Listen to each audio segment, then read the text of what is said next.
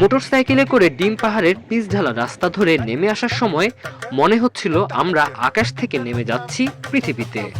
মেঘের চাদর এক এক করে সরতে থাকলো আর পাহাড়ের কোল ঘেঁষে দূরে ছোট্ট সব গ্রাম চোখে পড়তে লাগলো। রাস্তার মাঝে মাঝে এমন সব মোড় আসছিল যেখানে থেমে না থেকে পারাই যায় না। এক পাশে গভীর খাদ আর অন্য পাশে নীলচে পাহাড়ের সারি। এই রকম সৌন্দর্য কোনো ছবিতে পুরো ধরা যায় না, শুধু অনুভব করা যায়।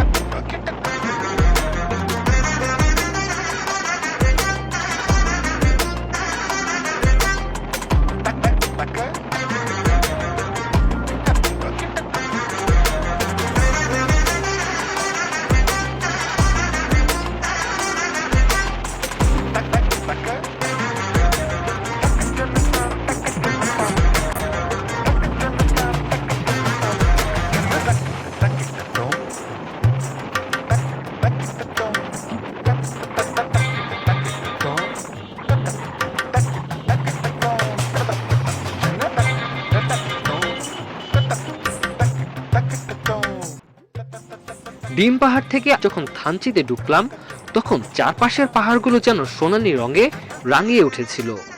থানচির ছোট একটা পাহাড়ি জনপদ হলেও এর পরিবেশ আপনাকে যে কাউকে শুদ্ধ করবে। সবচেয়ে মনোমুগ্ধকর বিষয় ছিল নির্জনতা ও নীরবতা, যা প্রকৃতি নিজেই এখানে শ্বাস নেয়।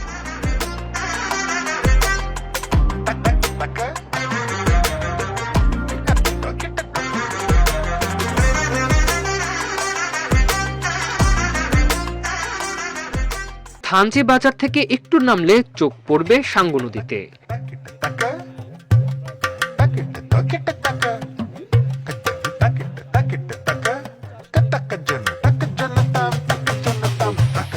শান্ত ধীর অথচ গভীর এই নদী যেন পাহাড়ের কোলে শুয়ে থাকা এক বিশাল আয়না। আমরা বাইক পার করে কিছুক্ষণ নদীর পাড়ে বসে থাকি। পাশে শুধু পাথর, নদীর জল আর পাখির ডাক। তখন মনে হচ্ছিল জীবনের সব শব্দ, সব ব্যস্ততা, সব চিন্তা যেন সাঙ্গু নদীর স্রোতের মতো ভেসে যাচ্ছে সুদূর দূরে। ভাই, কোথা থেকে আসছেন আপনি? আমি তো ঢাকা থেকে আসছি। ঢাকা থেকে আসছেন সাঙ্গু নদী দেখার জন্য?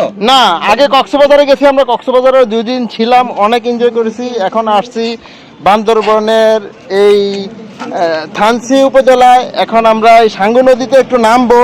নামার ইচ্ছা আছে, দেখি নিচে কতটুকু কি করতে পারি।